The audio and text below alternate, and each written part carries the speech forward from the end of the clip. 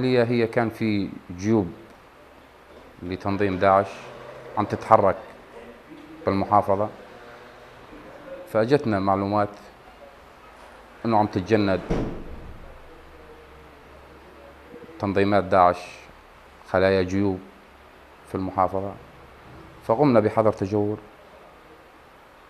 فقمنا احنا والرفاق قصدة، قوى أمن الداخلي، قوات الخاصة الأمن الداخلي، في استئصال هالجيوب هاي من هالمحافظة، خشية على سلامة المواطنين وعلى الرفاق الموجودين. فصارت أكثر من تفجيرات وراحوا فيها استشهدوا من رفاقنا. فقمنا احنا بالحملة هاي بيوم 23 الشهر الساعة 4:30 صباحا في استئصال هالجيوب الموجودة بالمحافظة. أعلنا حظر التجول المدنية خشية على سلامة المواطنين، أنه خاف ربما يصير اشتباك بيننا وبين هالخلايا أو هالجيوب الموجودة، فحرصا على مواطنينا والمجتمع الموجود في المحافظة. قوات قصدة شي 3000 شاركوا بالحملة، قوات أمن الداخلي 1000، قوات الخاصة لقوات الأمن الداخلي 150. فقمنا بتمشيط المدينة هالجيوب الموجودة، فمنع التجول، حظر تجول، قلت لك حرصا على سلامة المواطنين بالمحافظة. انتهت الحملة والحمد لله، رجعت الأمور على مجاريها وكل شيء تمام والحمد لله، انتهت المهمة إن شاء الله بخير وسلامة.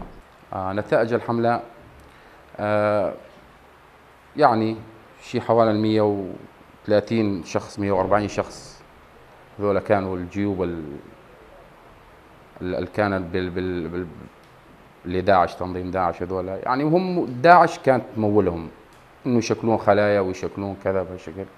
فهذول كلهم شلناهم، في منهم من اهالي مدينة الرقة وفي منهم من برا. يعني كانت هاي داعش كانت تمول، يعني تمول هالاشخاص الانفس المريضة، تمولهم لخراب هالبلد، كانت تمولهم. هم اغلبيتهم يعني من البلد او من برات البلد او كذا، اغلبيتهم يعني وين صاحب النفس المريضة انه داعش تمول هالارهابي هذا، تعطيه مصاري، تنطيه سلاح، تجنده لصالح انه يخرب هالبلد.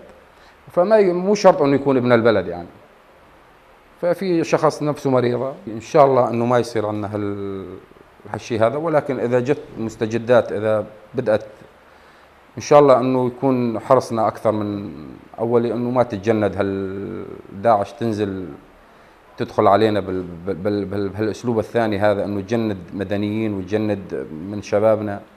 ان شاء الله انه ما يصير، وان شاء الله ما في اي حملة ثانية ابدا، ما دام بلدنا بخير وسلامة. ما يكون يعني اصحاب الضمير اهالينا بالرقة، انه اي شيء يصير عنده بالحارة او بالجارو او كذا، يحس بشيء انه يبلغ القوى الامن الداخلي او رفاقنا او اي الجهات المعنية يبلغها. يعني اكيد اليوم جارك لما تحس به انه في عنده خلل، ابنه او ابن جاره، اكيد بدك تحس به يعني. فالمفروض انه اهالينا هنا بالمحافظة انه يبلغوا على هالشيء هذا، يعني احنا نحثهم يشوفون شلون وضعنا. يعني اليوم الحمد لله من سنة شلون، ومن سنتين شلون، واليوم شلون.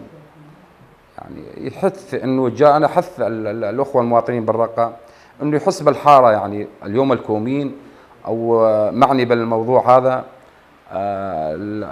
الشباب كله معني من هذا، كل البشر معنية يعني اليوم خراب داعش مو شيء سهل. يعني اليوم تجي داعش تدخل على المدينة، تجند ابن جارك او تجند ابن بغير معنى. فالمفروض انت تبلغ على هالشيء هذا، تبلغ انه حرصة على البلد الجاي ينشأ من جديد. يعني بلد دمر وبده انشاء من جديد. وضع المدينة حاليا اظن يعني هذا الشارع وتنزل وتشوف الناس كلها فرحانة، لانه كان في اول خشية من الجيوب قاعد تنشأ بالمدينة. فبعد ما استأصلنا هالجيوب الموجودة بالمدينة، يعني الشارع رجع على ما هو، الناس كلها فرحانة، الأفران كلها اشتغلت، رجعت الناس المواطنين تسأل انزل على الشارع وشوف. الناس يعني كانت يعني عاشت بزمن داعش وتعرف شو معنى داعش، فخلصت الناس كأنها يعني اكثر الناس يجوز عم بيشوفون الرفاق غوى من الداخلي او قصد بالشارع عم بيبوسوا يعني، يقولوا يا اخي احنا ما خلصنا اول من ايام داعش الا رجعت علينا جيوب والحمد لله استأصلتوها وخلصنا منها. اهلا وسهلا.